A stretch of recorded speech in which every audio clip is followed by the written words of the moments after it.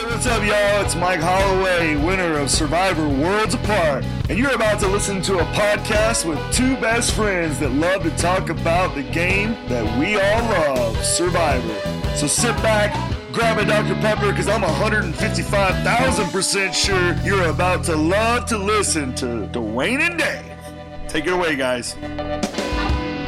Welcome to the show. Hello, my name is Dwayne. And I'm Dave. And we're just two best friends talking about the show we love. Joining us tonight for our special merge episode is... I'm just a gigolo, and everywhere I go, people know Oh, he just logged off. Oh, it's Steve Helling, the man of the hour. Really? Just Senior writer. Really? That's the best you could do, huh? Okay. Well, that's what it is. Well, I did look up Name Dropper, and I couldn't find any good songs for that. Yeah. I told you, Shocking. when he said song. I told you, I warned you. Well, this is Steve Helling, senior writer at People Magazine, also host of the show Murder Made Me Famous. Mm-hmm. Hello, Steve. How are you doing tonight? You're kind of tired, I think. I am tired. It's been a long day, but I'm ready to talk about this stuff. Yeah, a great episode, wasn't it? It was a good episode. I mean, it's been a great season. So, I would say This wasn't the strongest episode of the season, but it was stronger than many episodes of previous seasons. So I'm happy. Right. And it was a tenderly delicate episode for CBS. I guess we'll talk about that later. Will we? So, I don't know. we've got a lot to... I don't know what you're talking about. Depends on what all you learned today during your interviews. Oh, Steve. I've learned. So we have a lot. I know it all. So. All right. So we have a lot to cover tonight. A recap. We got some feedback. We do our normal stuff for tonight. Many are watching and chatting together at stwdd.com/live.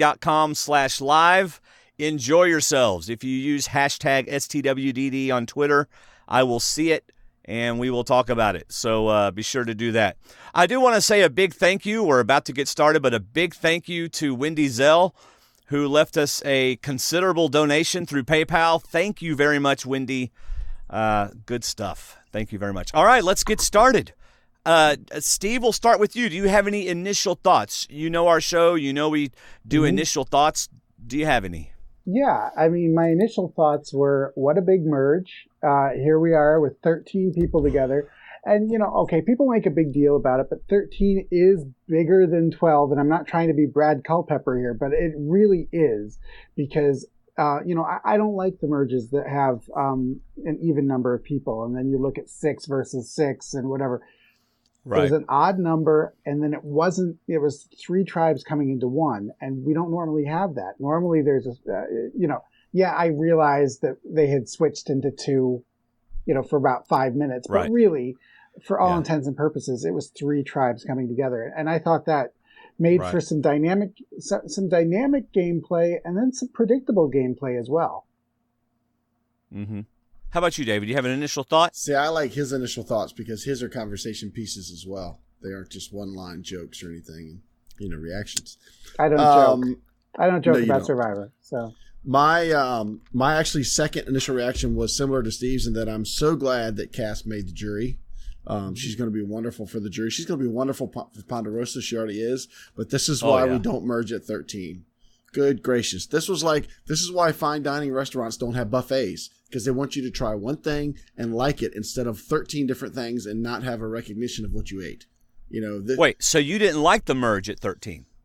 Well, I won't say I didn't like it because I don't remember another one like it, but it was too much to take in at one time. I felt the editing was really, I think Steve said something earlier, the editing just felt like I felt like I was watching 2 episodes in one. It was so much information, so many short scenes. When I went back and rewatched today, I mean, it went from scene to scene to scene to scene to scene, trying to cover all the conversations that were going on. And there's no way they could have. It just seemed, the second time watching it was actually much better than the first. Because the first time was like, wow, that was a lot to take in, But 13 is a lot of people. That is a huge number of people. But of course, it's got to be odd. But I don't think anything would have changed. Even if Dietz is gone, I think they still have another episode with the tribes as they were, and they still merge at 13. But yeah. So I think they were planning a 13 merge all along. Absolutely. But it's neat. My other reaction was luck has so much to do with this game, because if Dietz had stayed and they have one more challenge and Takeo loses, then Savage just probably doesn't make the merge. You know, what a big straw of luck that he got that it came when it did. Mm-hmm. Right. Well, I got to disagree with you, Dave. I liked the merge at 13. I mean, I didn't find myself overwhelmed with way too much stuff going on, and so I enjoyed it at 13. But so your one of my reaction is to disagree with my initial reaction. I No, didn't say I didn't just like having it. I said this is why we don't normally merge at 13, because there's so many people. If we did this every season, we'd be used to it. But this was a huge merge. Yeah. Okay. All right. I do have an initial thought. As you know, we are two best friends talking about the show Survivor. Oh, boy. We aren't two commentators or two news people. We are generally nice to players, and we even have favorites. And Cass was one of my favorites. I was genuinely disappointed at her exit last night. I was enjoying her new way of playing. I was enjoying watching her. However, she brought out Chaos Cass. It was her downfall. But I'm looking forward to watching her shenanigans at Ponderosa in Tribal Council. That is going to be a lot of fun. But again, this is what she had to say, and I agree with her. This time I came in and I wanted to build relationships with people and work on my social game. And I think I had a good change for the 18 days. I wasn't on the radar for anything, but I tried to bring out Chaos Cass and really threw a bomb on my game. And I just got caught. So it's on me. Yeah, so she owns up to it. As soon as she brought out Chaos Cass, it backfired on her. So, initial thought, I was really bummed last night. There you go. You know, I may never do another driving prediction. It's funny because I think she brought out Chaos because she realized she'd fallen into a hole. And it was because the last episode, they were probably thinking they might have another challenge, and they didn't. But of course, last week, hindsight's 20/20, but last week they messed up. They should have gone. I think she brought out Chaos Cass because someone pushed her against a wall. That's what I think.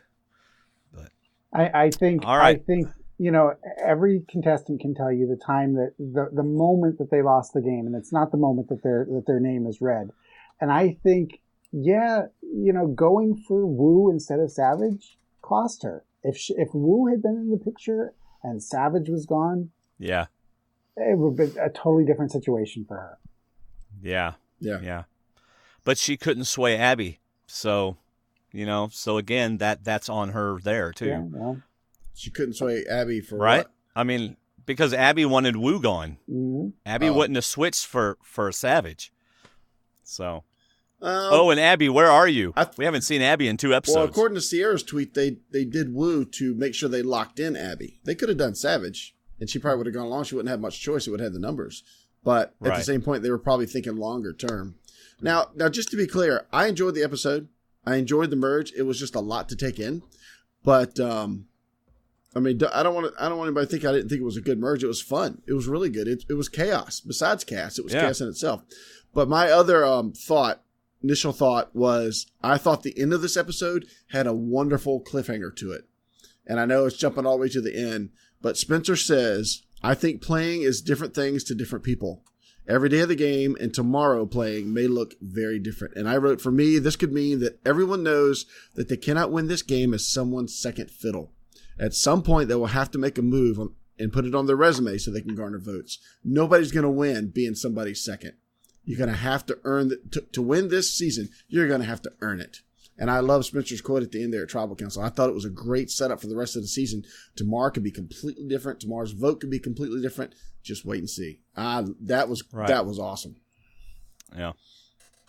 So I asked Cass today, because we don't do exit interviews with her, like Steve talked to her for 12 minutes or whatever. But I asked her if there's anything she wanted us to tell everybody, and she said, "All hail the Queen," since she's queen at Ponderosa. But then she wanted us to make sure that we encourage everybody to watch the Ponderosa videos. That she thinks that the Ponderosa videos are going to be a season in and of themselves. Okay. So that's from Cass, y'all. She wants y'all to watch the Ponderosa videos. I cannot wait to see what all goes on. Let's just hope Tasha doesn't go out next.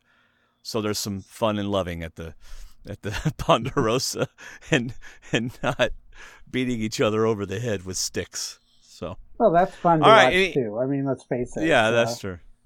Any other initial thoughts before we tackle the show? Let's do it. Yeah, I agree. Do you think there was any reason why they focused on previously on Jeremy, Fishback, Spencer, Cass, Joe, and Kelly? Do you think there's any significance in that, or do you think that just happens to be who they focused on? No, I think that they obviously they thought out every frame of that show, and certainly there was a reason why they brought that up, and I'm not sure what it was. We won't know until it all comes out, but Right. Those were the people that they wanted us to know were going to be important, not just for this episode, but for the next few episodes. Exactly. So you got Jeremy, Fishback, and Spencer, obvious. Mm-hmm. Joe, obvious. Cass, who got voted out, and then Kelly. I think that bodes well for Kelly. And since I just had Cass booted off, I'm really excited that Kelly was part of that. So there you go. There we go. Not for my team, for the Cool Cats, because she's not on my team. Yeah. But just for the show. I didn't write any notes about Previously On, but I really liked this Previously On because it showed old highlights. We saw JT and Fishback, and I thought, and they went all the way back to the beginning. And the merge episode deserves a near full recap, from start to finish. So I thought it was really good. Mm-hmm. Yeah. So how about that Takeo Day 17 Savage confessional? I know you got something to say about that, Steve. I do, actually.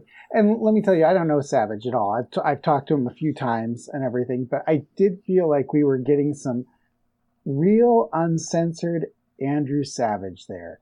Really how he felt. So. And I think, I love that moment after, he basically cusses them out in his confessional. And then you can see the moment where he's like, oh, I'm on TV. And he just kind of gives that smile. And I was like, okay, I think that they got him at that moment really talking about how he felt. And, I think that if he'd thought it through, he probably wouldn't have given that confessional. But it showed his anger, it showed his rage. And, Cass said in her exit interview to me this morning, she said, I'm so glad that they showed one of his tantrums. That's how she classifies it, as a tantrum. Uh-huh.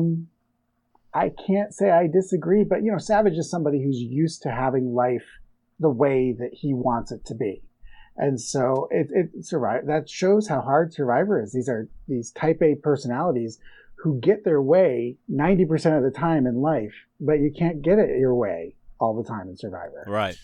So what's the difference between how he referred to them as professional liars and what he said to Spencer, which was a lie? That he was going to work with Spencer and not vote him out. So what's the difference in Savage terms? Yeah. Uh-huh. We don't know that was a lie yet. No. That he was voting out Spencer. He told Spencer they were voting out Sierra, and he was going to vote out Spencer last week. Okay, you're talking about before that, yeah. But they're professional liars. So that means they're better liars than him. Yeah. That's a grade above his lying. His lying was acceptable. Mm-hmm. Their lying. His lying was in the game. Their lying was outside the game. Yeah. Yeah. Well, we see that all the time on this show. Of course, my lies were just looking out for number one, but your lies are just horrible, and I'm gonna give it to you for that. Right. So what we missed at the end of that bleeped confessional was Savage looking at the camera and saying, "I need a miracle. There's no way I get out of this without some sort of what." Dream ale? So. He said, call Probst now. We need a merge. Does anybody have a cell phone or something? So still at Takeo on that day, do you think, and I haven't asked her, but do you think Cass and Spencer's relationship has changed from what it was pregame from this point on? It seems to me like it might have changed. Well, in her not just in the game, but also after the game. In her exit interview, she said to me, I love the kid. I do. He's a great kid, and everything. And she wasn't saying that after Cagayan. So I do think something has changed. I think I think they needed this for their friendship to work out. I think they needed this season. Otherwise, they would never have talked again. And I got to tell you that before they went out, I talked to all these people. I talked to Spencer. I talked to Cass, and they both were talking like they weren't going to work together. In fact, Mm-hmm. Spencer mentioned that Cass was the first person he wanted out of the game. Mm-hmm. And then they just, Well, yeah. I mean, Cass said on the show, I did not. I've enjoyed these days not being on Spencer's tribe. Mm-hmm. I did not want to be on the tribe with him. Right. You know. Mm-hmm. So, anyway, I just saw that as something that probably changed their relationship. I don't think her and Tasha's relationship has changed. Oh, I think they might. I think it's changed. I think. Oh well, I don't think they're closer though. No. Okay. All right. Yeah. I don't think so. No. So now I got to tell you, you know that one of your podcasts isn't. You know, I'm not doing my job if I'm not dropping names here. Right. But, of course. You know, last spring I was supposed to go to Chatia's wedding, and you know, Cass was there, Tasha was there, Spencer was there. I ended up not getting to go because at the last minute I ended up hanging out for the day with Dolly Parton, but that's another story for another day. You know, well, Come on, there's got to be more names you can drop. Go ahead, keep going. I mean, Come I on. think I Did Tim Tebow call you today? What's did that? Tim Tebow call you today? Or Nobody texted me a couple days ago, so does that count? Okay. So- All right. Yeah. So, yeah. but Yeah, you know, but back to this, everybody was cordial then. You know, I don't think they'd be as cordial if they were going to a wedding today. Right. So. Right. All right. So let's move over to Bion, and Kimmy feels the need to inform the tribe that they are indeed Bion, which I thought was humorous. She goes, "Bion, that's us." Boy, y'all are not good co-hosts. Thank you, Steve. I didn't even notice that. I'm sorry. I'm going back to half a page of notes I've got from the scene you just left. I mean, you got Savage coming up and being humble in front of everybody and just saying, go ahead. just saying, you know, you guys got me. And Cass says it's nothing personal. You know, like Sierra said, but there were red flags going up, and they're basically setting him up to go next. But you know, he's just, I'm a big-hearted guy and I'm loyal, and I've had you guys back. But now he's shaking hands and telling Spencer he's never going to write his name down. And you know, is that true? You know, because Savage is constantly saying, I just want to get to the merge. Just get me to the merge. Use my vote. I'm like, why would we take you to the merge? Because you're just going to go back with your alpha males. You know, I mean, that's a great line, but I would vote you out next if we go to another challenge. So, I mean, he's coming back humbling. He's groveling back, but I wouldn't be buying it. I don't think they were either. And, you know, I think it's always very dangerous to say, you know, to volunteer, I will never write your name down unless you're really backed in a corner and you have to say that. Because, you know, if a merge comes and you have to write his name down, well, now you've just painted yourself into a corner. So you know, the fact is that Savage actually volunteered that. I will not write your name down. And we saw that on air. So we'll see if he has to write the name down or if that gives him a dilemma later. I just, you know, generally speaking, I think that you should never volunteer more than you need to at the moment. And that was giving a lot. That was making a big promise that for 20 days, you know, basically he's promising, I'll go to the end with you. And no, don't make that promise. Not yet. Yeah. And certainly not in front of everybody. Yeah, exactly. There's a lot of talk in front of the whole shelter. But I'm sorry to cut you off, Dwayne, but the point I wanted to get to before we went to Bion, was Spencer. I thought this was Spencer's best episode by far. And he ended that segment by saying that he wants to realign with Savage. Why not? You know, realign with your enemies. Have no enemies. Be approachable for everyone. And I think that's what Spencer's been doing. No matter, even if you come after Spencer, he's willing to shake your hand the next day. He's realigned with Cass from the previous season. He's realigned now with Savage from the previous night. You know, everybody can talk to Spencer. Spencer is not unapproachable for anyone. And I think that's a great way for him to play. He even says later on, I've got no allies, you know, but I've got a lot of friends. So he's approachable. And I really like, I just thought he had a great episode. I've been picking on him all season. You know, he's been getting such a redemption effort, but he's really been getting lucky in several episodes. But this episode I thought was really probably his best episode. Well, that kind of goes into this comment on Twitter. From Rusty Goodwood, have people forgotten what a massive threat Spencer is with 5 question marks? Strategist and challenge beast. What do y'all think about that? Do you think he's a massive threat challenge beast? I know strategist, but challenge he piece? can win challenges. I mean, he's an athlete. He's not a scholarship football player, but he's a track athlete, and he can. Right. He won some challenges last time, I believe. But he's smart enough to see. He's gotten by to me in the first few episodes. He's been fortunate. He's been lucky to some degree that people have spoken up when they shouldn't have. But in this episode, he did such a good job of being cordial to me and just being open and listening to people and being there to talk. So to me, that's a strategy. You know, he has no allies. He has no alliance, but he's in the middle with Joe Amazing. How awesome is that? That you're getting courted from both sides to make a decision. Right. All right, so we go back to Bion day 17. My joke landed on deaf ears. It's time for merge. Takeo's going to Bion. Keith's like, they're coming to this heck hole. What the heck, this man? rat hole. Yeah, we thought we were leaving. Well, make sure they don't step in my spit hole over there. Because, you know. And then, of course, Takeo gets the same tree mail, except they're going to march and go over there. And who's talking strategy right away? Cass. Well, of course she is. Right away. Yes. Yeah, right away. Cass is on the game. She's wanting to win this game. So you know what I thought was funny was when I was younger, I wasn't a big fan of camping, and my favorite day of camping was the day we went home. So when it was time to go, I was the first one up. I was packing. I was getting stuff ready to go. And to me, that was savage after the merge letter came. Oh, yes. He's probably got armfuls of stuff saying, let's go right now. Let's go. Yeah. Yeah. Savage was one happy fella.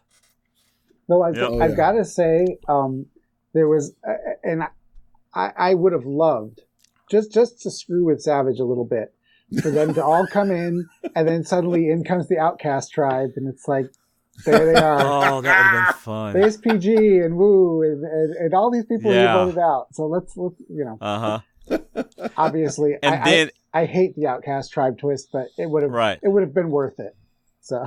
Well, what they could have done was they could have had him come out, and then Probe said, we just wanted them to say goodbye before they go to, you know, they come out with the Virgin Islands. It would be great. Yeah, so. exactly. Yeah, and then they turn a flag around and it says goodbye. So just to mess with his mind. That's right. Jeff Marner, what do you think? All right, so they, you know, it would be great. So. That's right. Yeah, I like Cash. You're right. As soon as they started, it came up. We got to find the crack in the other group. Somebody's got to be on the bottom. We got to pull them over, and that's good. That's what I want to hear. I want to hear that type of talk. What they're planning on before they get over there, because suddenly things are not good for them. 5 minutes ago, before Tree Mail came, can we just refuse Tree Mail? Because we're in a really good spot right now with Savage by himself. But now we get Tree Mail and Emerge, we might not be in such a good spot anymore. Right. So they merge, lots of great food, and everybody's brains going, except for Wigglesworth, who's just thinking about camp, food. How can I build that fire? Do we have enough firewood? Who can I sit beside and just talk with? But everyone else's brains are going crazy, especially Fishback. Jeremy and Savage, man, they were all just chomping at the bit to get off one-on-one with other people. But first, go ahead. I was going to say, were y'all surprised that Cass was revealing so much about the previous night's vote? I was. I thought that was going to come into play. I really was. Yeah, surprised. Kelly Wentworth is like, so what happened? You know, who voted? What happened? Was Woo surprised? Yeah, because here's who voted for him. Here's who didn't. Here's how we were aligned, and now we're in trouble. But it didn't surprise me. Okay, so it surprised Steve, so we'll let Steve say that in a second. But it didn't surprise me because I think Cass was trying to show everybody that she's a different player, that she's not Chaos Cass. You know, she made a point to say, Spencer put his life in my hands, and that was a good decision. And everybody was like, wow, and they were surprised. And I think Cass was like, see, I'm not Chaos Cass. I didn't say it wasn't a mistake. It didn't surprise me that she did it. You know, I think Cass is a very smart woman. So I think that whatever she did in the game had a reason to do it. She had a reason to do it. I just don't know exactly what her reason was to give that all up. And that's probably something I should have asked in my exit interview, but I didn't. We were busy talking about other things. Okay. And see, Cass even haven't had a chance to go llama on Kimmy because she just said who voted for Spencer, which was Wigglesworth and Wu and Savage, but all the other 4 voted for Wu. And then Kimmy says, did you write down Spencer's name? And Cash could have said, well, if I did, he wouldn't be here. But he's still here. So no, I obviously didn't write down his name. I just told you who wrote down his name. But she kept calm. She kept cordial. She was still, compassionate Cass. All right. And I want to go go back to something that David said. No, that Dwayne said actually about busting on Kelly for just sitting there and not wanting to just talk about camp food and whatever. You know what?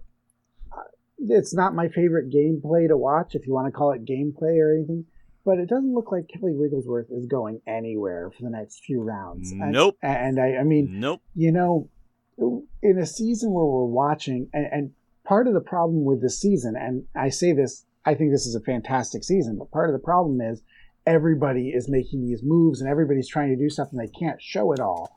And and Kelly, it's a very viable strategy when you have all these people swinging for the fences for somebody like Kelly just to kind of sit back. Now, granted, she hasn't been on the right side of the vote many times, but I don't see her in any sort of jeopardy anytime soon. And I think that's great for her. Yeah, I know. And I don't think that you could, now y'all are going to disagree with me, but I don't think that you could say if she makes it really far in the game, that's not fair, because this is the game she's playing and it's working for her. Let the other people put targets on their back while she sits back and does whatever she needs to do to go one more day. But I don't have a problem with her making it to the end.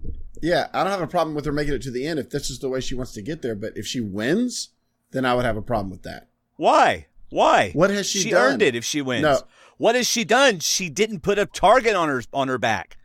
She was smart. If those people want to give her the win for doing nothing, then they deserve to lose to a nothing player. Okay. Wow. Well, a nothing player. Wow. They would deserve to lose because the way she played would have beaten them. Now, granted, I am somebody who always feels like, I've never been up in arms with whoever wins the game. I've always thought, you know what? Vote for Natalie if that's who you want to vote for. Vote for whoever, Sophie, whoever. But with Kelly, I feel like, sometimes there's great wisdom in, and I'm not saying that she's some master strategist, but look, everybody else is going to play and they're going to overplay, and you don't have to overplay. And in a situation where there's a good 16 people of the 20 that have been playing very, very hard, it's sometimes good to sit back, kind of see where the vote's going to go, and just kind of go with the flow. It's not great TV. That's right. It's not great TV, but if she wins doing that, and she wins against this crowd of people doing that, good for her. I agree. It's like an eBay auction, okay? I'm not going to go out swinging early because that just draws attention to myself, also raises the price. I wait until the last minute, and then I swing for the fences, and most of the time I win. Mm-hmm. And that's what most eBayers do.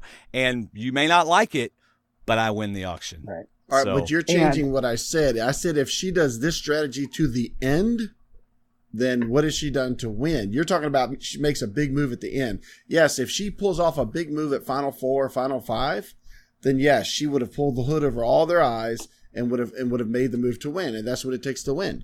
But if she keeps playing the way she is, then somebody's just going to take her to the end knowing that she hasn't done anything, to get to the end. Okay. She hasn't made a whole lot of alliances because she keeps being on the wrong side of the votes.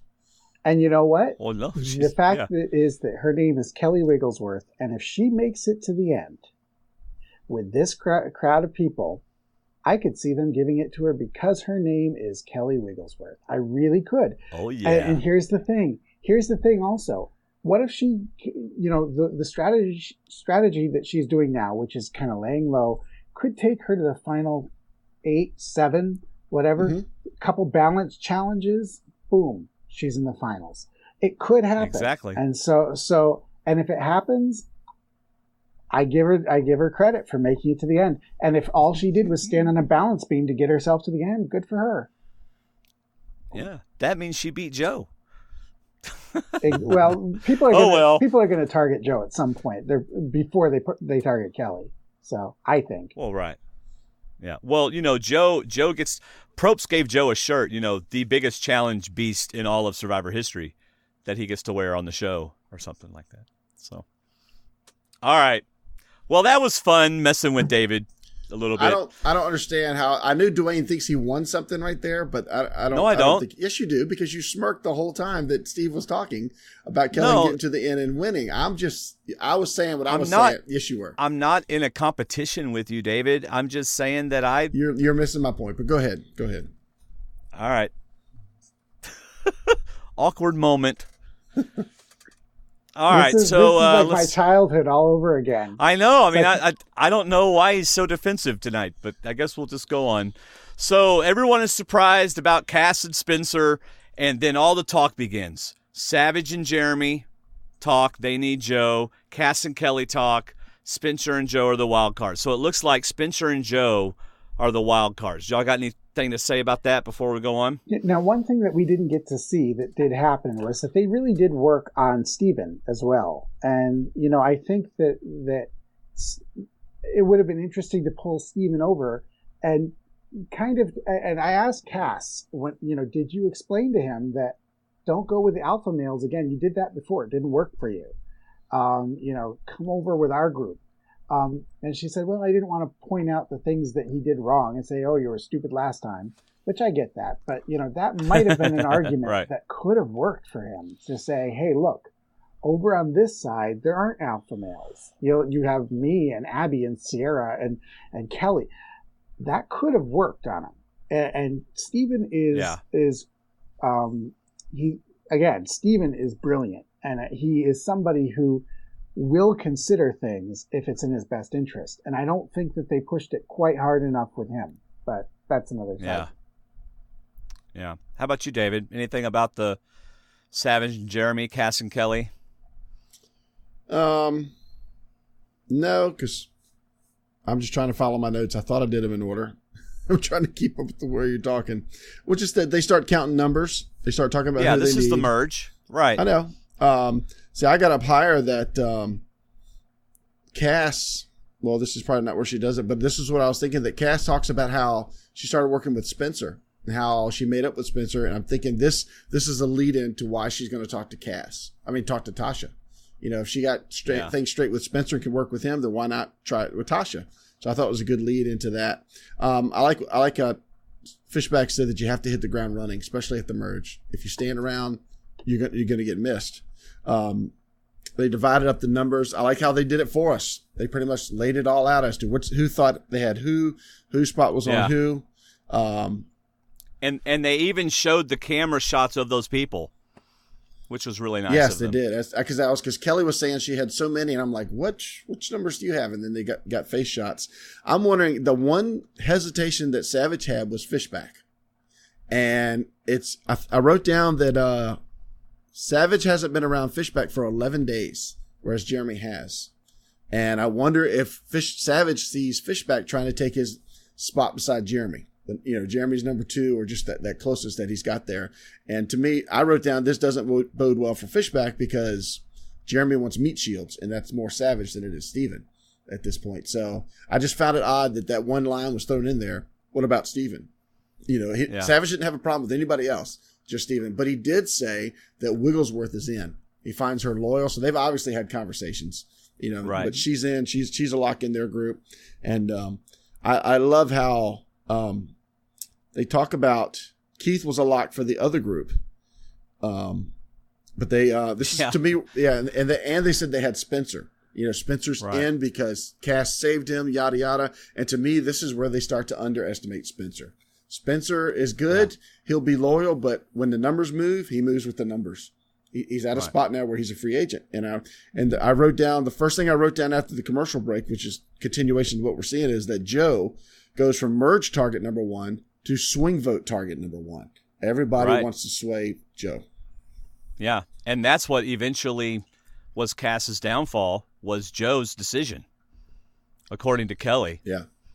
So, according to Wentworth. So, one thing I thought was funny was Kelly and Spencer talk, and Kelly's like, yeah, Keith is 100%, 100%. And I went, actually, it depends on where Keith happens to be when someone's talking, because that tends to be where he goes. Yeah. So, he was not 100%. He might have been at that point, because it wasn't until later that he walks up to Jeremy and says, I'm in with you guys. Just tell me who to vote for. All right. So Joe and Spencer talk, and am I the only one that felt? And I'm not. When I first watched it, I thought Spencer was being a little condescending. Am I wrong? A little bit. With the Joe language, I had to draw it in the sand for him, type of thing. Well, I mean, here's the thing. Joe is not. I think that Joe has more of a clue than Spencer thinks that Joe has. I have talked to Joe before, and I don't.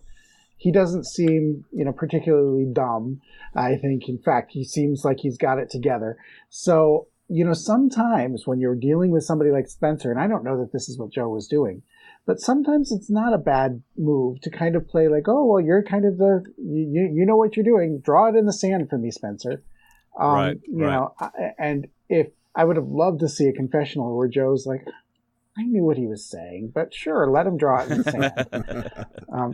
But I don't think there was a confessional like that, but that would have been great to see. Yeah, it was kind of funny at the end. He's kind of like, look, there's a line, whichever side you and I go on is the way it's going. Mm-hmm. I like it because it was kind of like Spencer was the brains and Joe was the muscle, and we're going to do this together. And I just love that they paired those two together. I thought that was really neat. Yeah. So, pouring down rain, time for some awkward shelter time. Am I right? That scene in and of itself is why Survivor is not an attractive idea to many people. I mean, just sitting there. I mean, it looked so miserable, and they're all sitting there, and of course Steven does a poem, which was well received actually, but mm-hmm. I can't imagine wanting to spend, even with people who I like, hours in a shelter and having them recite poetry to me. That's just no. So now we're to the Cass and Tasha. Why did Cass feel like she needed Tasha? Somebody help me out. Why even go there? Well, this is what I was saying before, because who would suspect Cass and Spencer to work together? But when the time came that it needed to happen, she went to him. He wanted to clear up the past. She said, don't worry about the past. It's in the past. Let's work together for this vote. It was successful, very successful. They even talked about it in front of everybody. There's Tasha. She was part of Tasha's demise in Cagayan, so why not try the same thing with Tasha? She went to her for an honest conversation and tried to talk to her about things, and Tasha wasn't having anything of it because she was thinking Cagayan Cass. That's my opinion as to why Tasha was totally against telling her anything. I think Cass was very sincere in trying to work something with Tasha. I do too. I just don't know why she went to him. I understand what your point is. No one would suspect it. But to me, I would have thought it was pretty obvious rather quickly that Tasha had no desire to work with her. So I just kind of curious why she kept going. Did you get any insight on that, Steve? Well, here's the thing. Cass was smart enough to realize that if she didn't try and mend some fences with Tasha, then she was going to be Tasha's target. So, let's go to Tasha. Let's talk to Tasha. And I don't think that was a bad move at all. I think there's also this thought that if you have your 7 already in a group of 13, it's not a bad idea to try and get a number 8. It really isn't. So I get why, there's other people she couldn't go to. And also Tasha had a good relationship with some of the other people in the alliance with Cass. Tasha and Sierra got along fine. Tasha and Spencer get along fine. Tasha worked with Abby. Right. It's not a bad idea to go to Tasha and just kind of take the temperature, see what's up. Where I think the problem came was that it shouldn't have been Cass to do that. It should have been somebody else in the alliance. It should have been Sierra. That's what it should have been. So, what about Spencer? I mean, what if Spencer were to try it? Yeah, try to heal it. I think that Spencer was not in Cass's core alliance. She saved him the night before, but that doesn't mean that they were super tight at that point. So it's not, I think Sierra was the better move would have been to say to Sierra, hey, go feel out Tasha, see what she thinks. I think that rather than Cass doing the dirty work, because in Tasha's defense, and we can get into if we're Team Tasha or Team Cass or whatever. But in Tasha's defense, yeah, I mean, it was pretty bad at the merge at Cagayan what Cass did to Tasha's game. So I can see that she might not be willing to just, forgive and forget so easily to somebody who could do it again. I get that. Mm-hmm. Right. I thought it was interesting, Kimmy, when they started arguing in front of everybody, that Kimmy's like, look, y'all are bringing up your old Cagayan stuff. Can't we just not do that? Yeah, but nobody can do that. There's always going to be baggage. You played this game before. Right. There's even baggage. Steven even has baggage, and he's not playing with anybody who he played with before. You're going to bring baggage to this game if you played it before and lost. Yeah, I think Cass was doing what she said. She was looking for the crack in the buy-on, and she even approached with the "you're a physical challenge" threat, and Tasha didn't buy it, but she is a challenge threat. The first only challenge we have in this game, she won. So, right. I mean, but I think in the same sense, Tasha was fending off everything because at this point, Tasha's game was buy-on. She had strong ties with Jeremy and Savage, and she knew what Cass had done in the past, and she decided she didn't want anything to do with it. Why not just get up and walk away from the situation? But at the same time, she was standing there just getting into it with Cass. So I give Cass credit for trying. At the same time, I give Tasha credit for defending it, and trying to deflect everything that she said to her.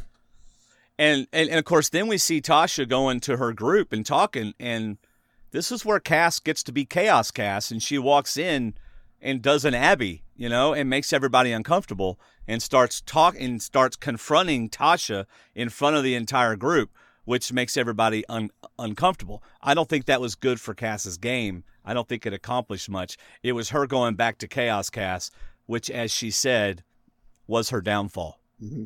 So... Is that fair? Yeah, there's a place to use discomfort in this game, and there's a place not to use it. And, I think that creating discomfort at that moment wasn't the right move. Right. It certainly put a target on her back. I mean, if you're the loudest one in camp. But this is the funny thing about this merge being so big, in that you can't really say anything in private. Because then Sierra comes up and tries to add. She even says, I'm going to try and stir up more issues for Bion because I see what Cass is doing, and I'm going to make up a story and flat out say it about Savage, talking about Jeremy. And Savage is right behind her, and I was waiting for him to say, I'm right here. I mean, I don't know why you're talking about me, but I'm standing right here to deny what you're saying because it's not true. So. Right. Yeah, there you go. So...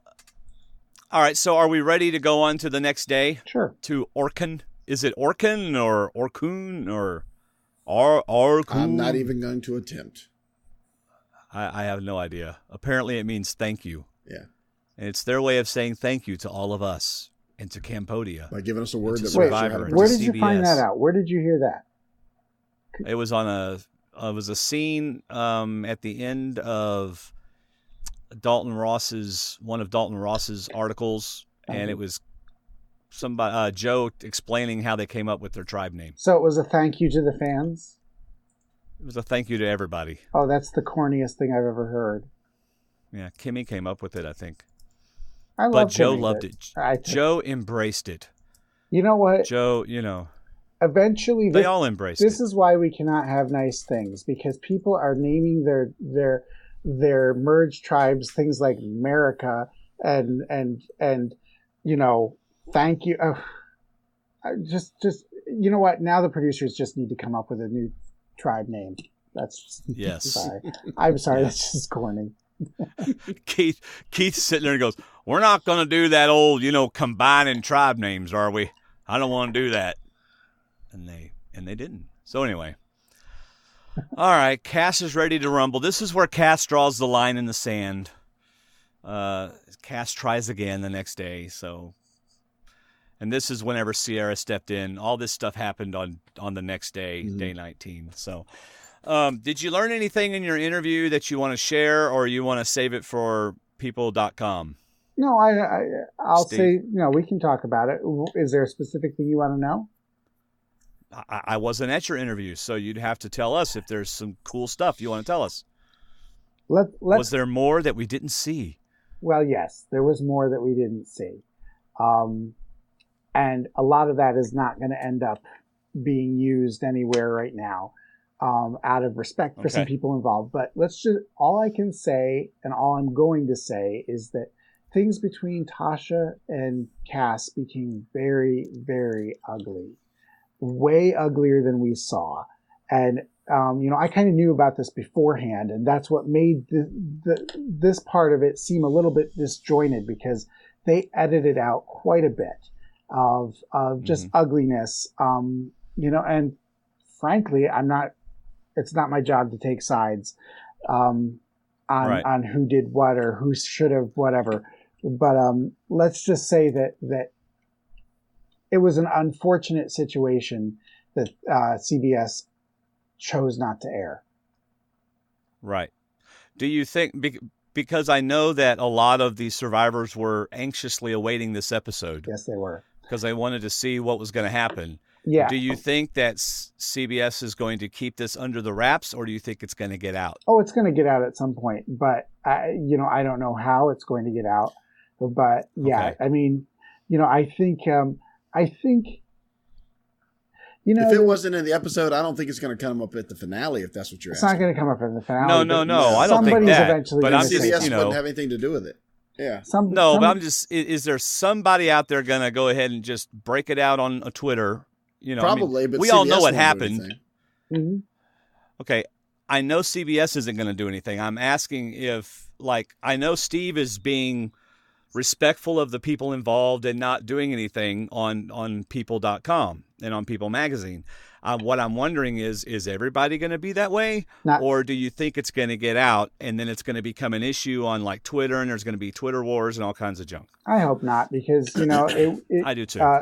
And granted, I said this to a few people.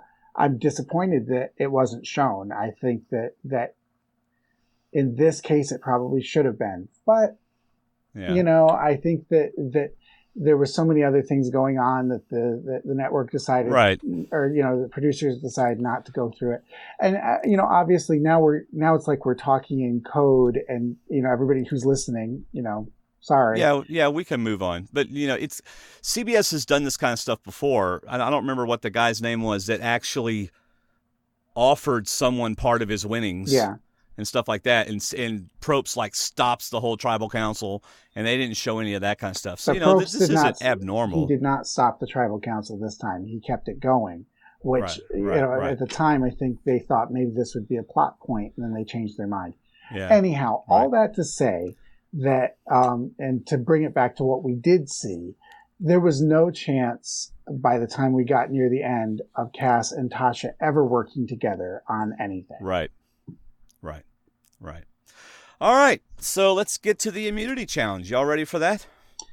I get that they like to switch up the immunity. This one was, I don't know why. This one just never. It didn't resonate with me in Cagayan. It didn't resonate with me to stand there, hold the thing, the ball's on top. Right. Somebody's gonna win. They're right, and of course, every one they're doing is a repeat because it's someone's second chance. Right.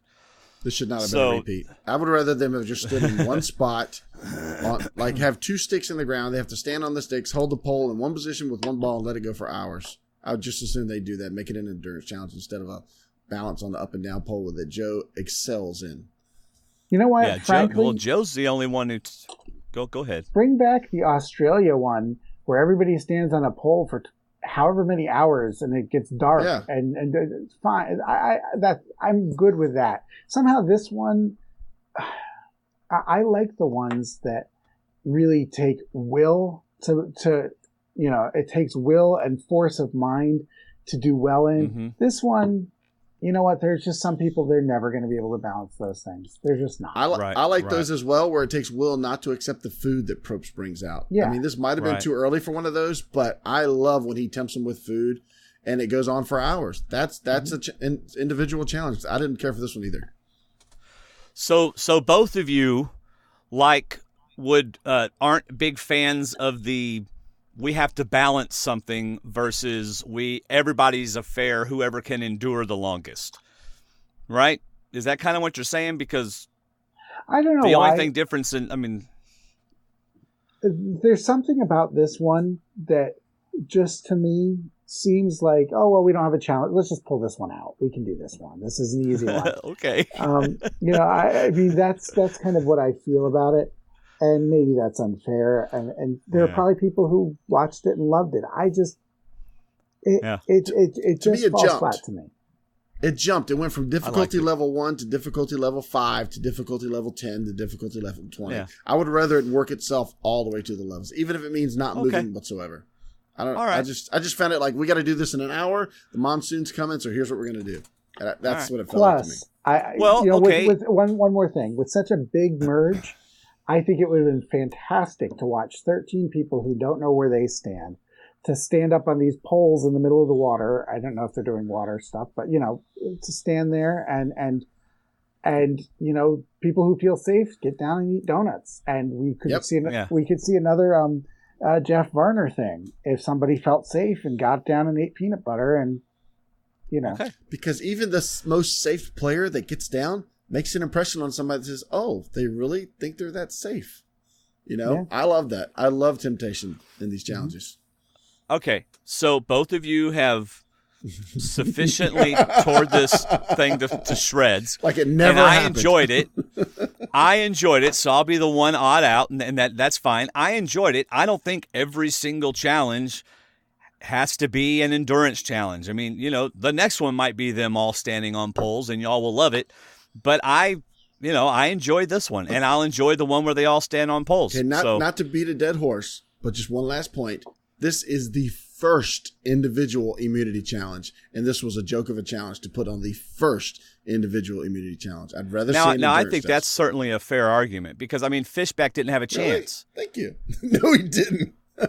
No, I mean, he did. I mean, and then look at Abby whenever they switch. She never got the ball balanced, and once that, and so, yeah, I mean, okay, first immunity challenge, let's make it epic. If they're going to do a bouncing ball, make it like a relay race where they have to carry it to another location or something. I don't know. Yeah. We've talked about it now. All right. Well, Fishback is off within seconds. I'm not even sure if Probst probably had just turned around and it fell off. And lesson, don't wipe your nose during a challenge. Just ask Kimmy. Because that was not good. And did you notice Savage, and he told us later, he was incredibly disappointed to lose this challenge. He was wanting to prove himself. Of course, I would say to Savage, balancing a ball does not prove your manhood.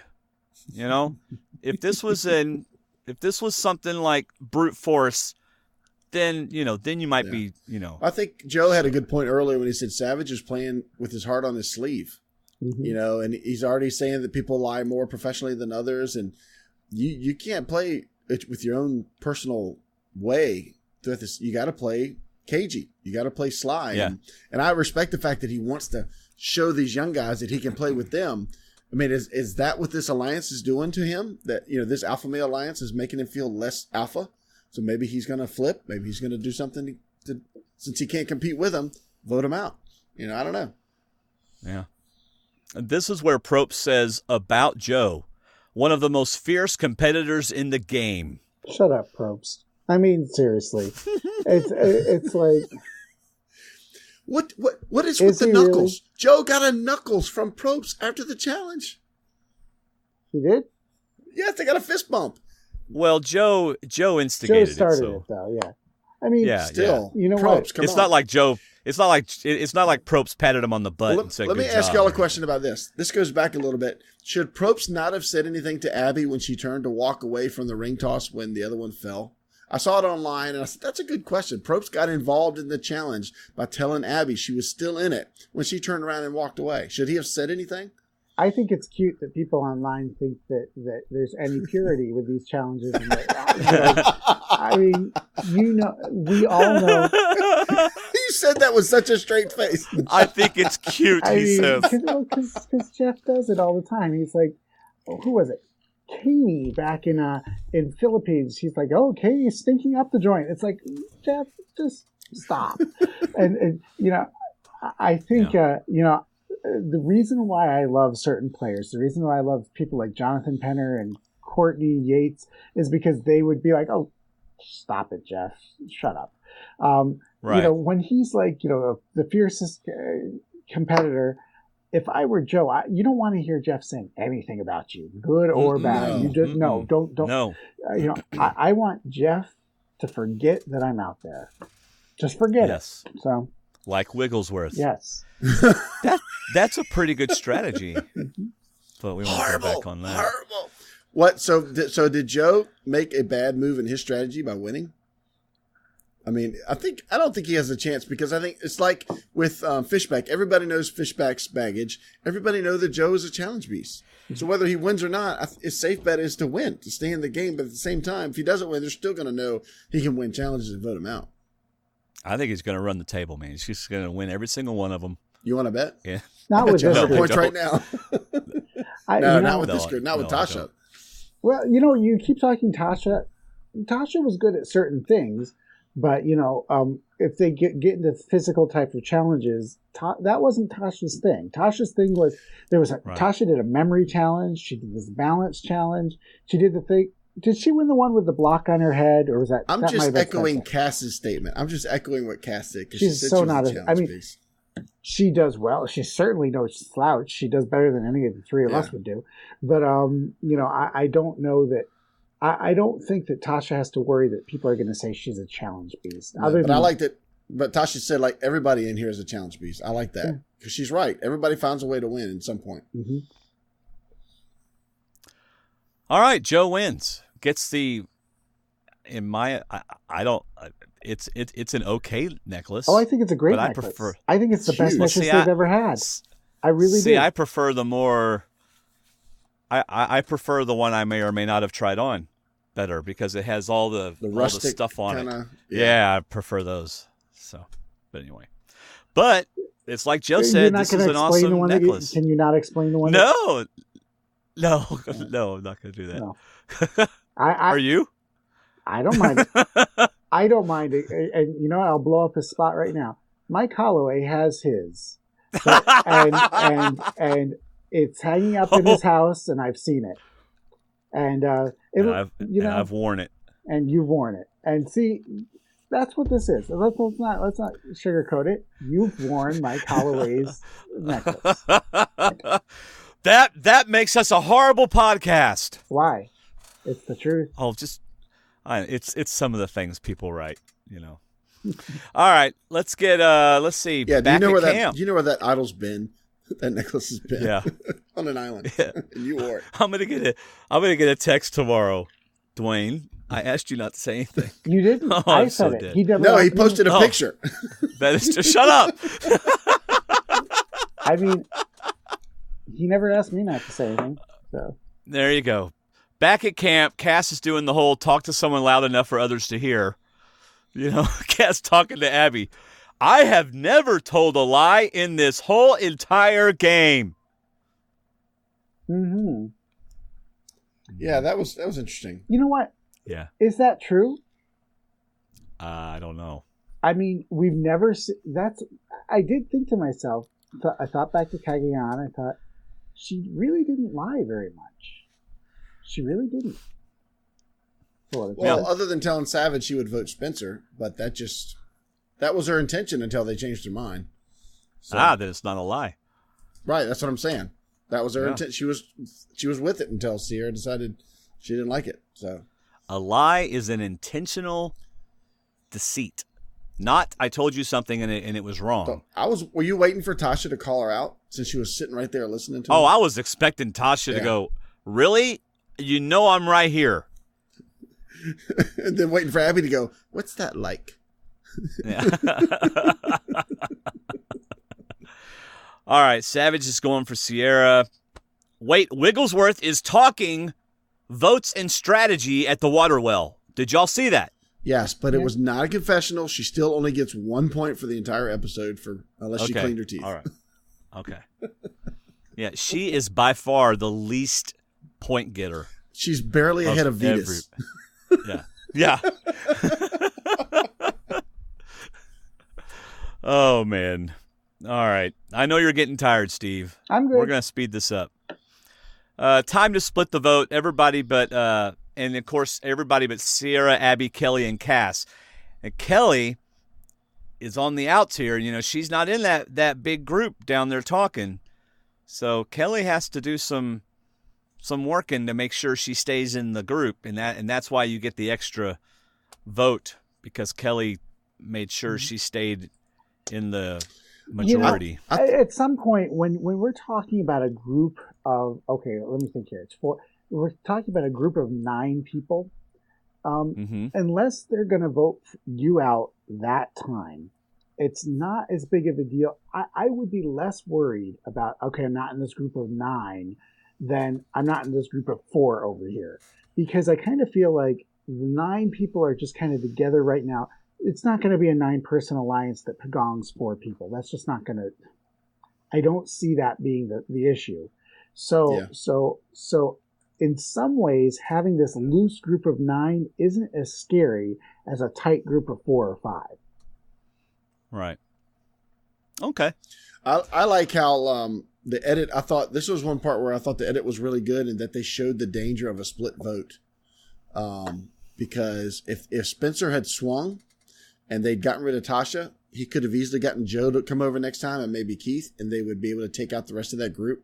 Because usually a split vote, we get how do we split it? You know, this, that, and the other. We're worried about it. Who's going to go? But the edit did a good job of showing the danger of a split vote in such a dominant situation. There are so many people, but you kind of want to take into consideration the idle play. But wow, that was a 1-person slip up from being a mistake for doing that split vote. So I thought that was a good section of edit. Yeah. All right, so they go to tribal council, pretty much knowing Cass is going home, but still a good tribal council, so that was fun. Biggest tribal council ever, is that true? Mm-hmm. Yeah. Well, okay. Yes and no. No, I mean, there was a time in Samoa where both tribes went to tribal council when, after Russell Swan had been evacuated, and they all just kind of met together there, and they all were sitting there. It wasn't a real tribal council. There was no voting, but they've had more than 13 little stools there. And I can't believe I remember this at 11:05 at night on that this happened 5 years ago, but I can. Yeah. All right. So, Cass and Tasha going at it, and Sierra goes off. What y'all think about Sierra's little speech? I want to play with people who want to win. And other things she said. I have been feeling for a while like Sierra was a wasted spot on this season because we weren't seeing anything of her. And I thought, okay, she's just going to disappear at some point. And so it's been nice for the last couple episodes to see her actually. I mean, I think she was playing all along. I'm not saying she wasn't. They weren't showing us her playing. Right. And, now they're showing it. And now I remember why I like Sierra so much. I like her as a character. I don't put much stock into she voted out her mom. I think, whatever. But I think I remember that she was in Blood versus Water. She was just an interesting person to have on that island. And she's showing herself to be interesting again. I think she pretty much knew, like Kelly did, which is why she voted the way she did, that it was a done deal for Cass. Mm-hmm. She knew that Cass didn't have an idol. Cass was going home. And I think Sierra was saying, hey, what you just said about that loose group of 9, if 4 of you want to break off, like the 7, 8, 9 and 6, 7, 8, I'm here. I want to play to win. I'll do whatever it takes to win. She was making herself available. Mm-hmm. I thought she was pitching herself for the next 3 days. Right. So I liked it. I credit her, like you said, for stepping up and saying that. Yeah. All right. Anything before they vote? We good? No. Sounds like we're good. I've already shared Spencer's line, so I really got a lot out of it. That was good. Do you think there's any meaning to Kimmy and Tasha writing KAS? Or is that just there's speculation that it was some kind of code? I don't know. Nope. Yeah. Like to prove, hey, you'll know it's me because I'm gonna write KAS or something like that. There was one other. I haven't heard anything about that, but there was one other line. Actually, it came from Probst. He was said to Spencer saying, "Maybe you don't need an alliance." And I wrote in parentheses like you seem not to have, and you just need voting blocks at each tribal Is that going to be Spencer's MO for the rest of the season? It could be. That's what he did today. Last night. Yeah. So I thought that was real interesting that Probst brought that out, because Probst doesn't see the dailies. He doesn't know what goes on. So has anybody ever won doing that? I don't think. No. I mean, there have been people who've won without having an alliance, but there haven't been people who've shifted a lot in their alliance. You get down to 5 or 6, and that person usually gets picked off as being that lone person. They've been used to that point, and then they usually get picked off. Right. So. Right. So this brings up Rusty Goodwood's next question. Do you think Sierra and Abby are in a good position now? With no real alliance, they have become the swing votes. I do. I think especially Abby isn't going anywhere, and which is crazy. It's crazy. I mean, I picked her. When we did our Survivor draft, I picked her last. She was last. I picked her last. I thought I literally thought when I did it that she was the first one to be voted out. And here she is, and she's not going anywhere. And I think it would be stupid at this point for the alpha males to just pick off these two next. Because once you pick off Sierra and Abby, who do you have to work with if you find yourself on the wrong side of the numbers? You don't have anybody. So they're very valuable right now. Absolutely, right. Because Abby's fallen into Wigglesworth territory of just not being heard, not being seen. But this might be one of the few opportunities next week and the week after where somebody like Fishback or somebody in that group could corral those other votes and try to make a move against the Alpha Alliance. Mm-hmm. So this, to me, like Spencer said, things are going to change. Things may not be the same tomorrow. So this, like you said, I think Abby and Sierra could be in a good position. I mean, Sierra seems like an easy vote next time. But if somebody wants to make that move, this would be the time to do it. She's desperate. She wants to play to win, so she's looking for something to do it. Something to do. Yeah. And in a fractured, we are not going. Go ahead. In a fractured season like this, too, with 12 people left, there is a chance you can get somebody off and get them out of the game with 5 votes. There really is right now, and so it would be, in my opinion, it would be foolish for all these people on the other side just to get rid of Abby and Sierra, and then that really limits their numbers of people that they can influence and bring into their fold. Once they have to start turning on each other. Yeah. Yeah. Well, and I think that group is too big to stay together to begin with. Yeah. There's over the next 2 or 3 or 4 episodes, the alliances are going to change all over the place. Right. We won't have a tight core for at least a couple of weeks. Right. I don't think. So there's just so much that's going to, I mean, look at next week's, everybody's talking about big moves and stuff. So, and that's people, and a big move ain't Abby. The big move isn't Sierra. A big move. It's not Wigglesworth. Yeah, I think it's got to come from somebody in the Alpha Alliance. Yeah. And not to get too meta about the whole thing, but yes, they're all playing this game, but these people are extremely aware, because they were voted in by the American public, that they need to be they need to give us a show. And, so I think that there are people that are out there right now that wouldn't vote off, wouldn't pagong these other 2 girls because it would be bad TV. I really think that there are people who are thinking that. In fact, I know there are people who are thinking that way. So so that's why they're all talking about big moves, because everybody wants to make that big move, and this is now the time to do it. And see, that's where I was going when I was talking about Wigglesworth earlier, and not saying that she wouldn't deserve to win if she figured out a way to get to the end and make a move, but at the same time, I don't think people can go out there and expect to win being a second fiddle. You've got to have something on your resume that says, I got it. I got here and I did this big move. Everybody's talking about, what did you do? What can you say at Final Tribal? This is one of those seasons that like you said, it's going to be awesome to see these people say, I've got to get rid of Jeremy. Jeremy's like a godfather right now, sitting in his hammock, having people come and talk to him. And he's always the first name that comes up. And the first name he brings up is Tasha. Who's going to make the big, Steven seems to be on the outside, especially as far as Savage is concerned. Who else is on the outside? Joe is on the edge. He was used. And, who's going to make that big move to get to the end? Because you don't want to follow Jeremy there. because Jeremy's very likable and very strong, and he could be an alpha sitting there. That's what I look forward to the rest of the season is people making these moves and using these votes, like you said, that are still there. Yeah. Even if it's Wigglesworth. There you go. All right. So, Steve, in case you are not under any obligation to hang around for the next 45 minutes. 45 minutes? Would you like to go ahead? Well, we have 9 feedback, so all right, well, it's going to be a little while. You know what? I'll do a couple of them, and then I might wave goodbye. Okay. So. All right. Well, why don't you go ahead and plug? I know you did an article today, and then tell about what's actually, where they can find yet. your other stuff. It hasn't posted Oh, yet. I'm sorry. Your first one did. Your first one of today did. Yeah, your first one did. There's 75 words that you wrote about little baby. 3. Oh yeah, Kim Spradlin had a baby. That's right. Oh no, she didn't have a baby. No, she's pregnant. She's pregnant. Honestly, pregnant. It's like 11 o'clock. I was up early. She is pregnant for the 3rd time. So those of you who are hoping to see Kim Spradlin come back and play, that's just been pushed back a little bit longer too. I mean, this will be her 3rd little baby.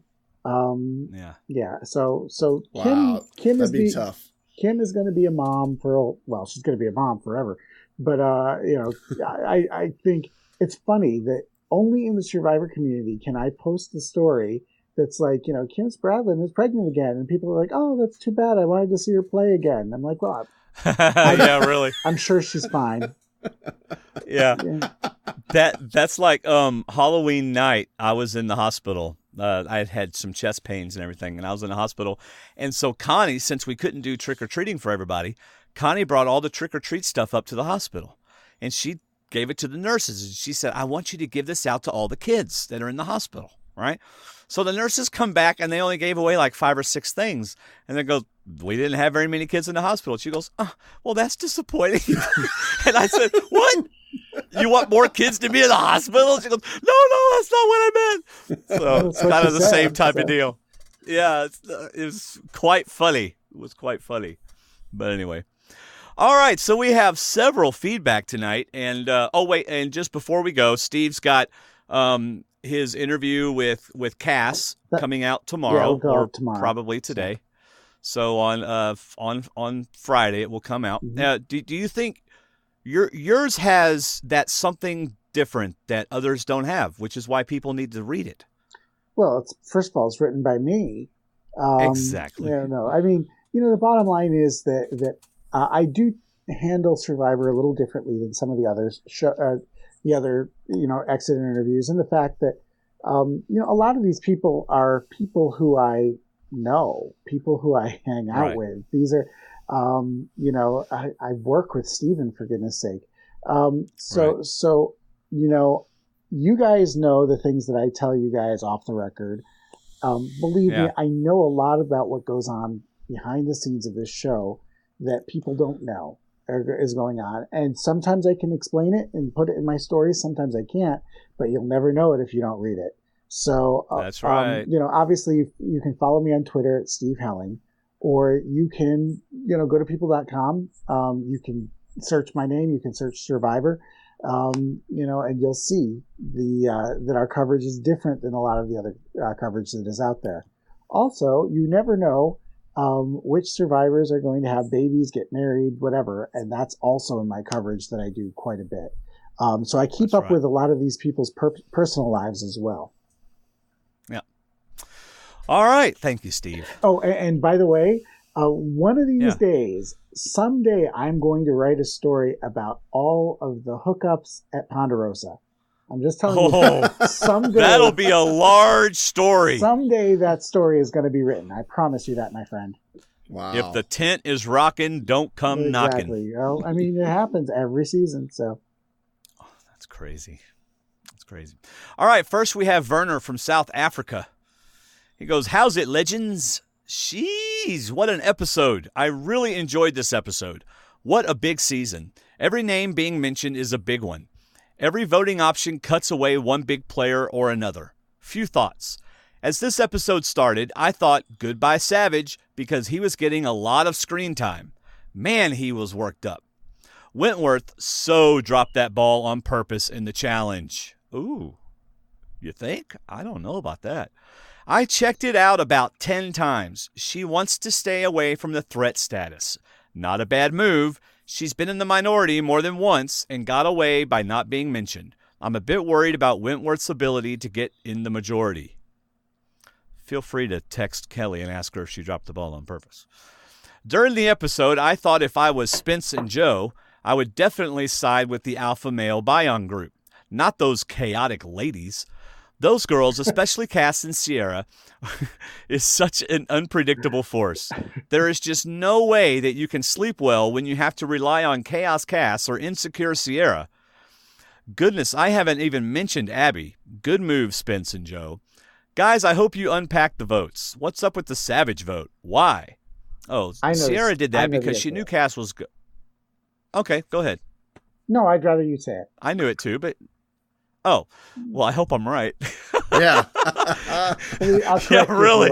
Sierra knew it was Cass, and the safest vote for her was to vote Savage because they have zero chance of working together. Right. Is that fair? Is that it? There you go. Yeah, and she did have a good relationship with Tasha, so, why write down Tasha's name? Right. You know, if there's a bridge that's already burned, burn it some more. So. That's right. I've got a question for you guys. How does this rank among the best merge episodes? This one takes first spot for me. All the suspense converging in one tribal. Lines are being drawn with a chainsaw. Any case legends? I guess he's calling us legends. That's okay. Cass is out. I am on my way to the dam. Fishing vibes. I love me some bass. Peace. All right, now I am not a Survivor historian by any stretch of the imagination. So I remember merges from, I remember yesterday's merge. I don't remember the other ones. So y'all would have to be the ones who would tell me where this ranks in your merge episodes. No merge episode will ever... Go ahead. Well, to me, it ranks pretty high because this is nothing but action. This was an action movie when it came to the merge, especially after the feast. It just turned into action. So, I mean, I don't remember every merge either, but for me, this was if you're sitting, you're losing. You're losing out on something. So this was a really good merge to me. That's why we have Steve on. Go ahead.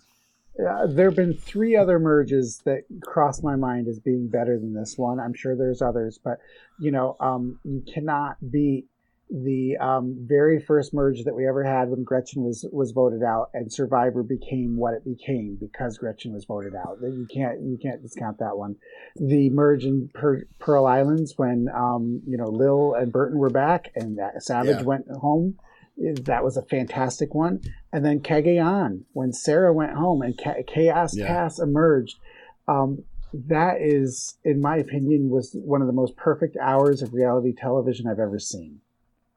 Yeah, that's true because this one to me had so much strategy going on, whereas with the Cagayan one, it wasn't as obvious, but it built up to a great climax in the Tribal Council. Exactly. So that was a really good one. All right, so let's move on. And yes, that's why they have Steve on because my memory is nothing either. Well, my point was, I guarantee you, Steve remembers every one of them. I mean, so. Well, let me ask you this. You know what? This merge actually probably, if I were to sit down and write down merge episodes, wouldn't even be in my top 10. I mean, Philippines had a great one when RC went. I mean, there's a lot of good merge episodes, and this one was good, but wasn't great in my opinion. And the season's been great so far. So Right. Who do you think, before Steve falls asleep, who do you think has played the most opposite game or improved game up to this episode? This season. Which one? The most improved or the most opposite? I guess both. I mean, I would say only opposite if it's an improvement. Okay. So the most improved. I think Jeremy. Now, Jeremy's played the same game, but just improved. I wonder if his reputation has helped this time because everybody knows he's an awesome person. He's a nice guy. He's loyal, and he's just aligned with better. He was less of a he didn't have the target on his back like he did right off the bat in San Juan del Sur. You're right, because he was a target early on. You know who has? Kimmy. Kimmy has played an opposite game than she played 15 years ago. She is, by all accounts of everybody who I'm talking to as they get voted out, she has taken on a motherly role in the tribe. She was not a motherly person the first time around. She's a totally different person. She's playing a different game. She's playing a smarter game. So I think that she has really improved quite a bit. Yeah. I thought until last week, Cass had improved quite a bit. She was making much more better relationships and more alliances. Last week, she stepped out and turned on one that she was making, and obviously it burned her this time around. But I thought she was doing better. I would have liked to have seen if she'd gone with Savage last week. But that's a good point about Kimmy playing a different role and a more mature role. All right, let's do our next feedback is an audio feedback from Wendy Zell. Hi, Dwayne and David. It's Wendy from South Dakota. Dwayne, last week you corrected me that it wasn't Tasha that said, "Oil up, Joe," it was Kelly. And you're correct, she did say that. And at first I thought, well, that's probably what Tasha was thinking. But then I thought, Tasha was probably thinking, oh, yeah. But I digress. About this week's episode, I was so sad to see Cass leave. Last week when she voted out Wu instead of Spencer, I kept thinking, this is bad, this is bad, this is a bad idea. And one thing that kind of gave me a red flag was when they had her in that confessional saying, Spencer Bledsoe, 0% chance of winning Survivor. I just had such a bad feeling. I was like, they put that in there for a reason, that this is somehow going to come back to bite Cass. I didn't think it was going to be this fast that it came back to bite her, but also I'm afraid she didn't help herself. I love Cass as a player, and I especially loved Sweet Cass. I loved, her whole game up until tonight's episode. I felt like she was doing really well. But she went into lawyer mode when she couldn't seem to get through with Tasha. And especially that scene of them two sitting on the beach where she was trying to unnerve Tasha. And she did a really good job of unnerving her and getting her upset. The bad thing about that is everybody else that was standing around watching, a lot of people did a really good job of not getting emotionally involved. They just stood back and watched. And what they were seeing was Cass and Sierra stirring the pot.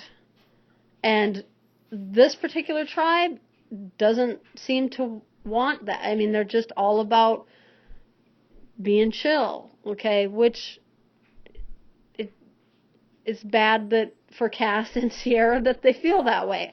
And I think it was Steven that pointed it out at Tribal Council.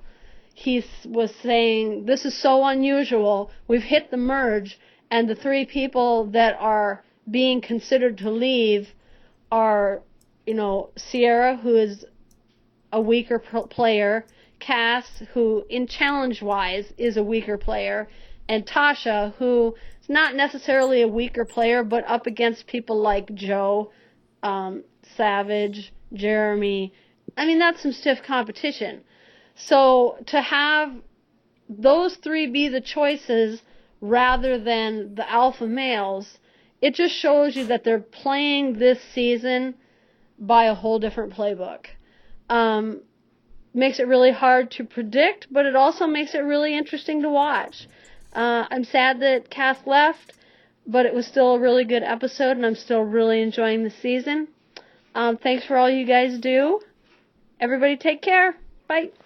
So see, this is exactly what I was thinking whenever I was doing my Dwayne's driving predictions, which I may just stop doing. because it's just flat out embarrassing. For the safety of those in Alabama, they would probably thank you, but go ahead. No, they're not unsafe. It's just I'm wrong all the time, and I look like an idiot. So it's upsetting me. But anyway, I kind of was like, why am I picking Tasha to go when usually at a merge, an alpha male goes? Usually, or at least I think. Again, I'm not a historian here, but so I think she had a valid point. It is interesting that three quote unquote weaker players were the targets and not alpha males. Yeah. It's like Joe didn't need to win immunity. I think the person who goes right after the merge is usually somebody who's considered a threat in some way. And on normal pedestrian seasons, that person tends to be the physical challenge beast. This season, physical challenge beast is not necessarily the biggest threat. So I get why they went for Cass, because they didn't want her chaos there. They didn't want to see her, they didn't want to let her unleash herself and, cut a swath through this game like she did the last time. And I get that. Right. All right. Next we have Tina from Parts Unknown. David. Hello, Dwayne and David. I hope all is well. I am loving this extended summer in Virginia. I'm not. As always, the fall is absolutely beautiful. That was me saying I'm not. Well, it looks like we have to start talking jury. Cass will be the first jury member, and Spencer did the smart thing by not voting for her and threw his vote at Savage. No, that's not what happened. Yeah, that's not what happened. That was Sierra. Sierra voted for Savage. Spencer did do the smart thing, though, and went with the majority, and unfortunately it was bad for Cass.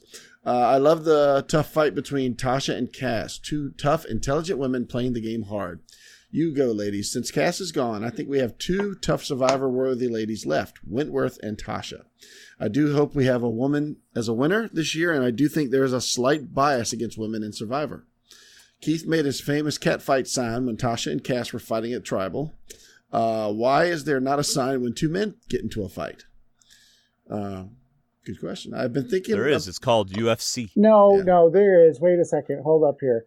Jeff Probst loves to be like, 2 battering rams. So there's stuff that people say. There's narration. That's what it is. Instead of a sign, we get Probst narration. Yeah. I've been thinking about Joe a lot. How can he survive? I am thinking that he almost needs to fake an injury at some point and not appear so strong, almost like a perfect human specimen.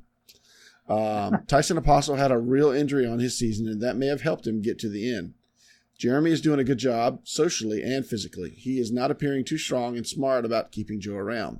He also seems to be checking in with a lot of players. I think the only mistake he has made so far was to make Steven feel bad and telling him he needs to get more confidence. Steven does not have a confidence issue. It is a physical issue. I have a very close friend like that, real smart, but no physical attributes and coordination. Although I am liking the friendships Jeremy is making, I am not a big fan of his buddy Savage. I did find it funny that the liar Savage was pointing out how big and cutthroat some players are. While I am really enjoying the Survivor Talk shirt that I bought last year, I wore it in Indonesia earlier this year, and a person asked, Survivor Talk, what is Survivor Talk? Which she put in parentheses, translation for me, because she probably figured I'd read it. Survivor Talk, what is Survivor Talk? LOL. Anyway, all the best from your traveling friend, Tina. I have 2 things to say on this one. Mm-hmm. Number 1, I bet you have been thinking about Joe a lot. And number 2, Spencer voted for Sierra.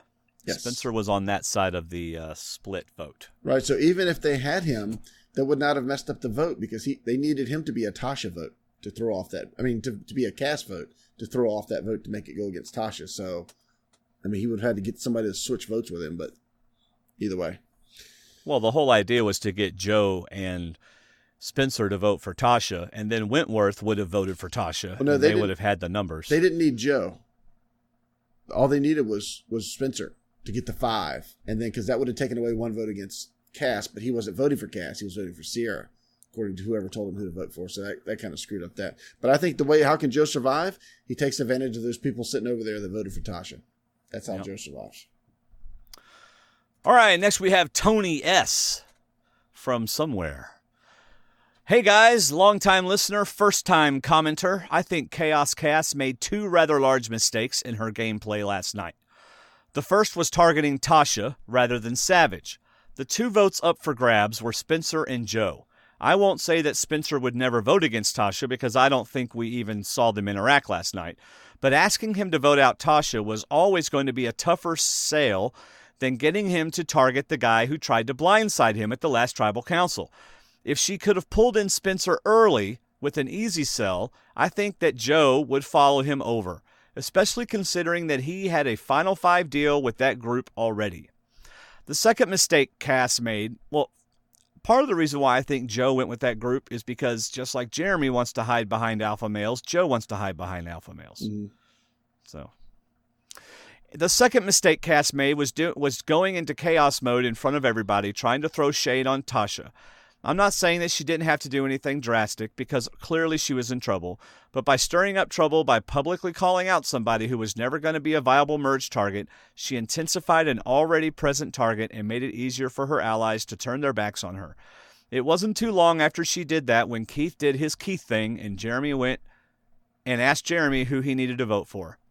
The chaos may have worked for her at the merge in Cagayan, but I think that a calmer, more strategy-minded approach had a better chance of getting the numbers this time around. What do you guys think? We've already addressed that. We agree with you. Mm-hmm. Love the show, guys. Thanks, Tony S. Right? We all agreed on that already. Yeah. Am I right? Yeah, I think she should have gone with Savage last week and voted out Spencer. But yeah. Next, we have Will the Giant Ninja from Wonder Lake. And to this, Steve Helling says... Who is Will? Oh, who is Will and why do we care? So. Thank you. All right, good. What's up, guys? It's Will from Wonder Lake again, a.k.a. the Giant Ninja. Wow, yesterday was a bad day. A bad day. I crashed my convertible, and then my Cassie was voted out of the game. I love my car, and I love me some Cass, so I'm hurting. Oh, and the Blackhawks blew a 5-2 lead. Boy. So, Cass, that's a bad day for Will. Well, it depends on how much. Okay, it depends on the convertible. Okay. I'll tell Depends you, on the convertible. Much love to Will, but when I hear I crashed my convertible, it's like, oh, I had such a bad day. The maid didn't show up. I mean, you know. Yeah, it was a Mercedes too, yeah. So Cass, she made a move last week against Savage, and it was the only move she had the numbers to make because of Abby. I believe that Sierra and Cass would have voted Savage out last week if they could have, but Abby wanted Woo gone, so Woo it was. There's a very good reason that Savage, Jeremy, Fishback, Kimmy wouldn't have targeted Cass and Sierra if they'd voted Spencer out last week. In that scenario, I think original buy one, which is Will's way of sarcastically saying the names, takes out the remaining Taco members. Wigglesworth, who I believe is still on this season, and Wentworth first. But Cass and Sierra are immediate targets after that. So they only cost themselves a few spots if they hadn't made the move. And the upside was there. So I don't hate the move. In fact, I kind of liked it. You play to win the game. I also think they were doing it because they thought they had one more challenge. All that being said, Cass seemingly went out of her way to instigate fights with Tasha this week, and that doesn't help anything. Sierra followed suit, picking fights with Savage. Now, very interestingly, everything Cass was saying about Tasha and most of what Sierra was saying about Savage was absolutely true.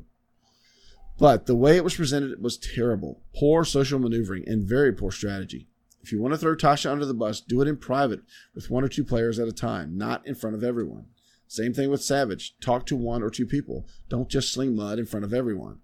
Now, my question to that is, what if they couldn't pull people away?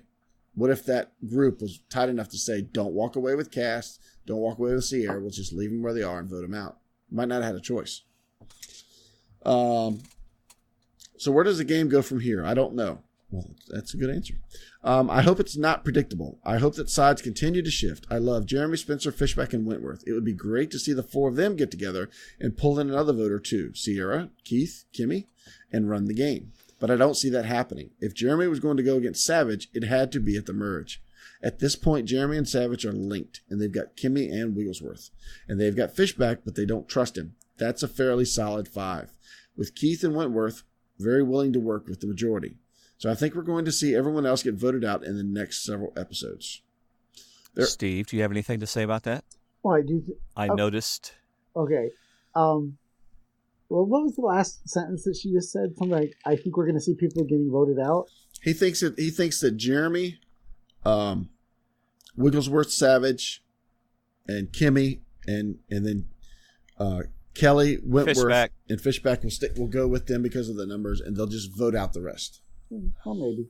I'd like to back up for a second and say, was there a way for Cass to get rid of Savage instead of Wu without Abby back before the merge?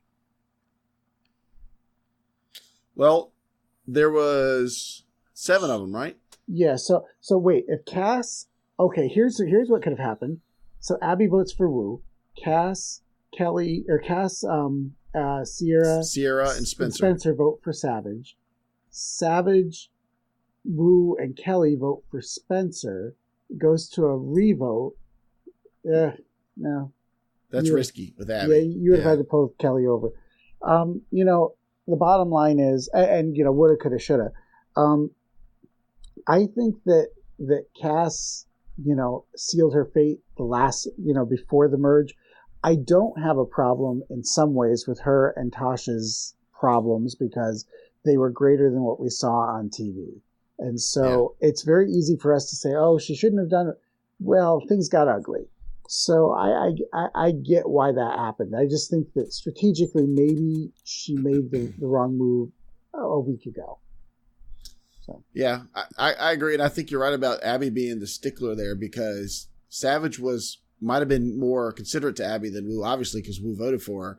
And even if they had promised, hey, let's just do Savage now because he's a bigger threat, we can control Wu, we get rid of Wu next week. But as fate would have it, Wu would have made it to the merge. But I don't know.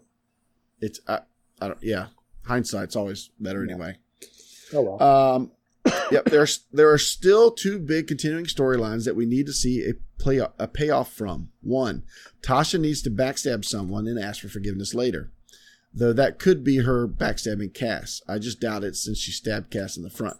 And 2, Fishback needs either to go after Savage or have Savage go after him despite him being loyal.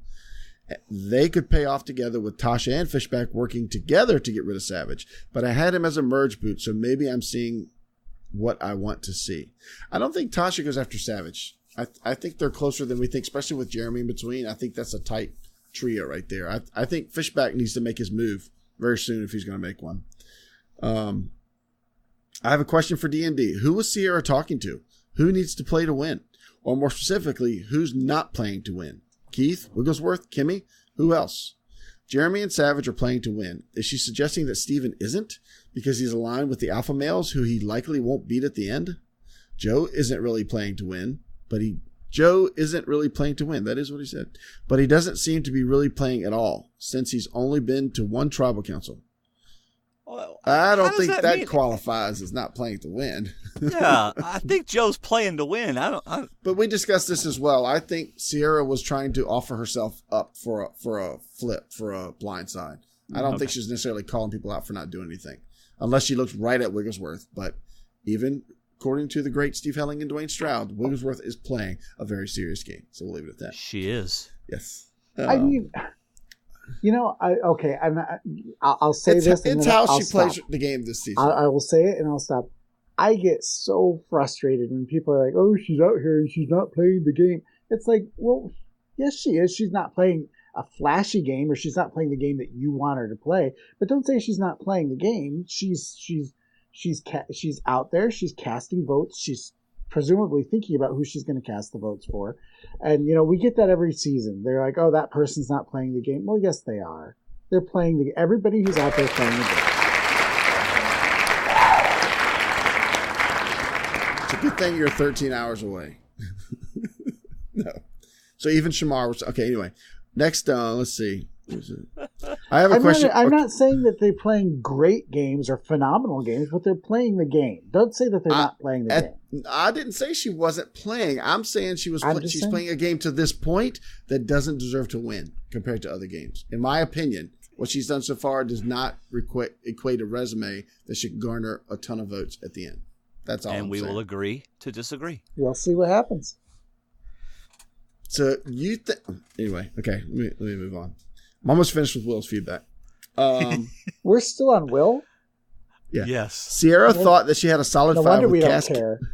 Cass, Kelly, Keith, and Joe. So she was likely talking to the boys. What do you guys think? Obviously, she's frustrated with someone for just going along, but wouldn't it have to be at least 2 or 3 people for her to get that upset about it. I think we just talked about. Yeah. Well, that's all I've got for now. Talk to you next week. Let me know if you've got a Mercedes Roadster sitting around that you don't want. Later, peeps. Will at the Giant Ninja. Yeah. I got a little Mazda Miata that I'd like to upgrade. But so you're saying that if everybody went out with a medevac except for Wigglesworth, Jeremy, and Kelly Wentworth, that Kelly Wigglesworth should get enough votes to win? No, I would think Wentworth. Who said would win. that? Who said that? Yeah, no one said that. Nobody said that. Y'all just said you disagreed with me that I said if the game stopped or if she kept playing the way she was playing, that she would get enough votes to win. Well, you conveniently just chose the two stronger players to put her up against the final three. I'm chose players that are being more active. What? Yes. Okay, here, Kimmy, Abby, and Kelly. Kimmy. Oh, okay. Because you see, here's the thing. My point is that we've been over this. You're right. If Wigglesworth takes Abby have. and pulls Monica out of mothballs to play, then yes, Wigglesworth would do the best to win the game. No, I'm just all right.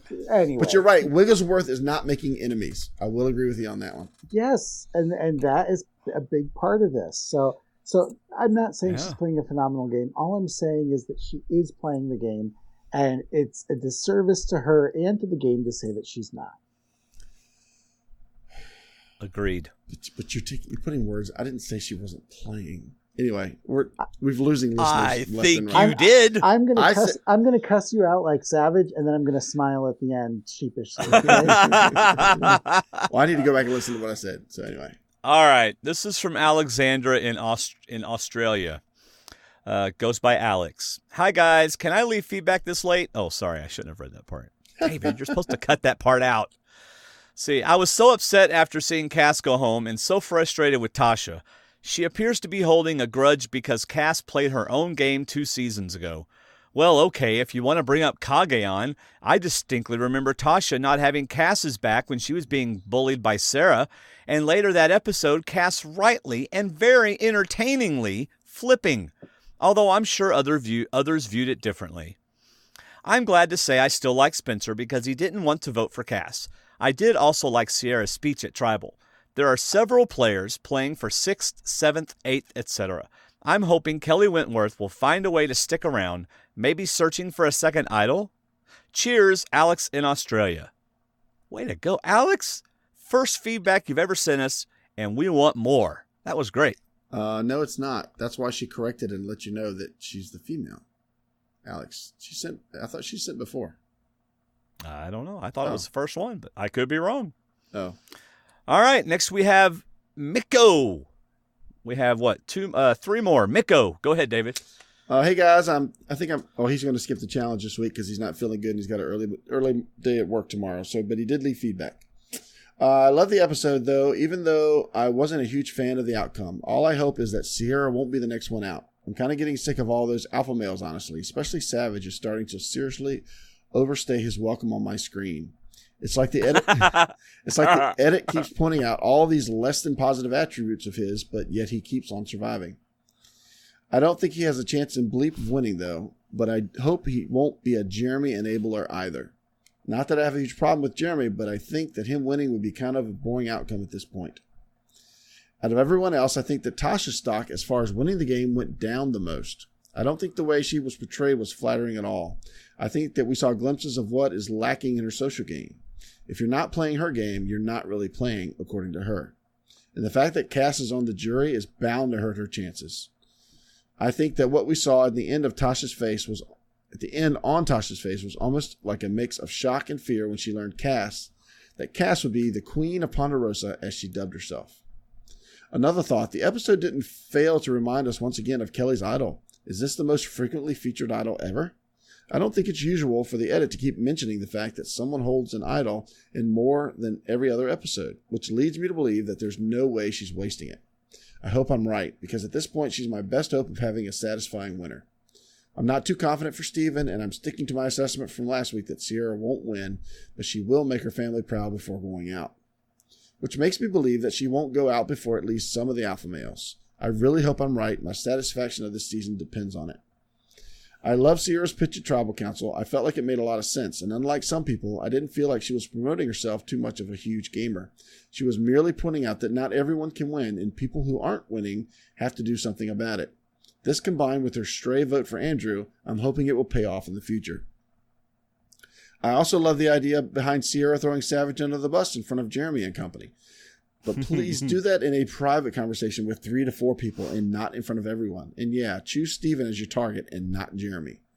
But wait. But she did that on purpose. Right. The whole purpose was to do it in front of everybody. Yeah, that was what she claimed was her plan. So, yeah. Well, let me make you feel better. I know that you're tired of Savage and everything. I'll tell you that from the edit we're getting, I'd be shocked if he wins. I'll even be shocked if he makes it. Oh yeah, I think in the next 3 or 4 weeks he'll be gone. Would you be shocked if Wigglesworth wins? Only because because of the edit. Only because of the edit, yeah. Because I think that, but you know what? The bottom line is that okay, look, everybody's getting ahead of themselves. We still have 12 people left. 12. There have been seasons. 6 episodes, right? David just can't let this go. Okay, let me just tell you. Let me put this into perspective for you. Yeah. If this were yes, Borneo and we had 12 people left, Dirk would still be in the game. So, it's a little bit premature to act like this person deserves it and that person doesn't. What is this? Day 19? We're not even to day 20 yet. Day 19, yeah. Yeah. All right. Let us go forward. There's that snarl. I'm just pointing out the truth. So I feel like this is the only. Let's see, but please do that in front of proper conversation. He said go after Steven instead of Jeremy. I feel like this is the only minor flaw Sierra has. She doesn't always have the best perception of what's going on around her. If she did, she would have never claimed that Savage wanted to turn on Jeremy. Okay, P.S. I didn't really intend to leave a long feedback, but I guess I had more to say than I thought. Looking forward to hearing your thoughts. Hope to get back on with the challenge next week. Hasta luego, baby. You didn't see me add baby right then, just then? No. We're using Google Docs, and he was reading, and I typed in baby. So I wanted to see if he'd say it. I'm going to have my own copy from now on. Hasta luego, baby. All right. This is Steve. Hey, D&D. I saw David post you having tests done, Dwayne. Glad everything worked out with you. Hope you are feeling better. Actually, my chest is killing me, and I think it's acid reflux. I sure hope so, because it's not my heart. My veins are clean, but my blood pressure is ridiculously high. So anyway, I see some Joga is back on the Survivor. The merge came at the right time for Savage. Do you think Survivor merge sooner to keep Savage in the game? The merge with 13 people? Wow. Sound funny, right? What do you think? We know what Andy would say. Well, by the way, this was my song for Andy. Leave me alone. I'm a family man, and my bite is much worse than my bite. That's perfect. Because he can never come on because of his family. Go ahead, Steve. I don't want to put on this. I don't have a tinfoil hat to put on right now. I don't either. I don't think that they changed the merge because of that. I really don't. I mean, it wouldn't shock me that they did, but I think that they always planned on having a very big merge and keeping as many of these people on our screen as long as they could. I agree. And so I don't think that this was just we give certain contestants an overinflated sense of self when we're like, oh, they changed everything to save this person. Well, no, they didn't. They really didn't, because this season would go along just fine without Savage. There's 12 other very interesting people out there. 10 other interesting people. I won't tell you which ones aren't. But you know what I'm saying? It's like, if this were a situation where Savage was the only interesting person and then we had, 10 other people that weren't interesting, well, maybe they'd do something. I don't think that they would rig it for him at this point. All right. I don't like one challenge shows, but hey, what can you do? I'm sure next week it will be back to normal. Joe won the challenge. Wow, what a surprise. I like you, Joe, but unless you get the idol soon, I don't see you lasting too long. Love to see you in the finale, but you have a long road ahead of you. Start searching for that idol, or you better pay off the cameraman. I'll tell you guys, I like Jeremy's game. No one has a target on him yet. Everyone likes him, plus he has the idol. I know I could be wrong, but I do see him going far. We will see. Kelly with the extra E is doing well. Hashtag Team Kelly. I love to catch her after the finale on D&D. Let us know all the stuff we didn't see on the show. Maybe we can ask her questions on D&D. Kelly will be on the show. She absolutely will be. She'd be on right now if CBS would let her.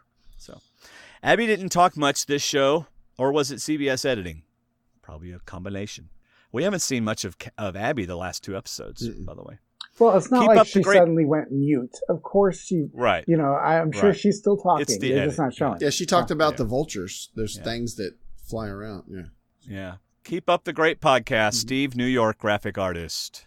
And All right, we have one more. Go ahead. but one thing is, when she brought up the vultures, all I could think of was that Kelly Wigglesworth was having some sort of PTSD flashback about the last time somebody mentioned vultures to her in Survivor.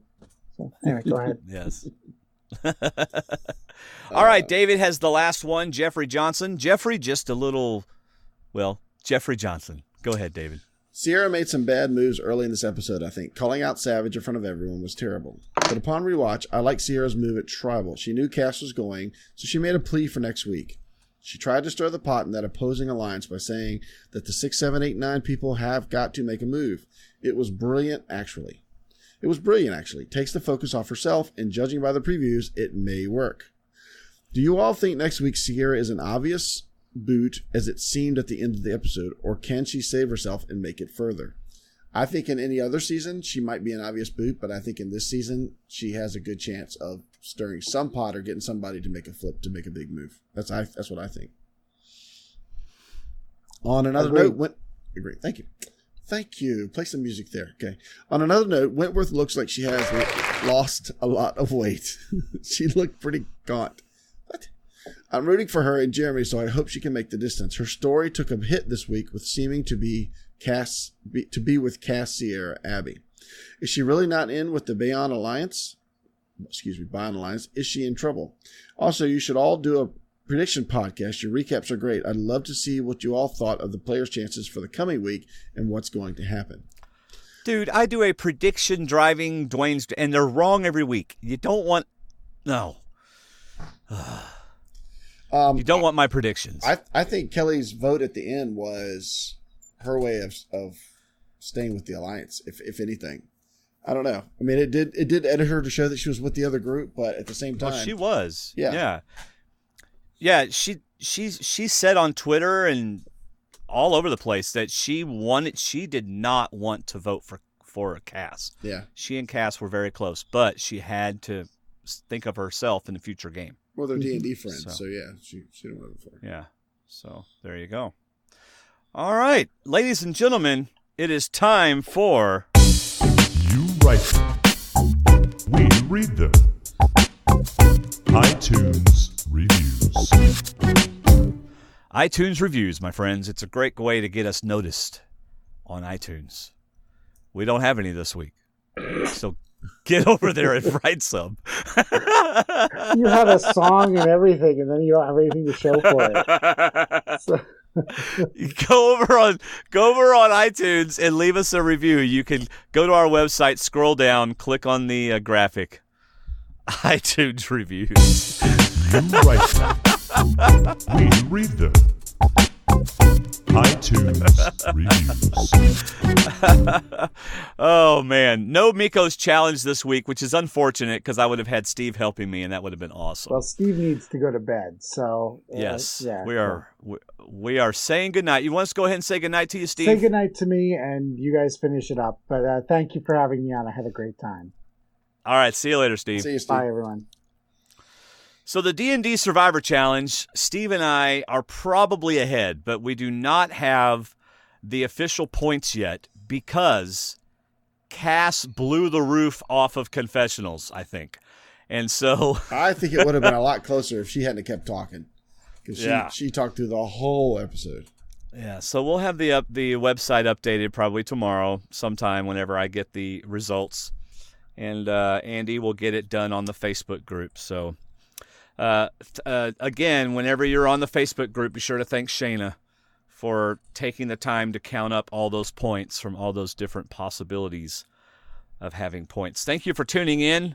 We love y'all. Y'all are awesome. Whether you're watching, whether you're live, watching live, or whether you're listening to us while you're mowing the lawn or raking the leaves, whatever, we're glad you came by. We also have a movie talk podcast where last movie we talked about was Top Gun. We do want to give a huge thank you for our D&D patrons. We couldn't do it without you. They support us monthly with as little as $1 a month, and they get some patron perks. Also, join our D&D email newsletter. If you are a member of the D&D email newsletter, then like, for example, Thursday morning at 4 o'clock, an email goes out and it has a link to this show.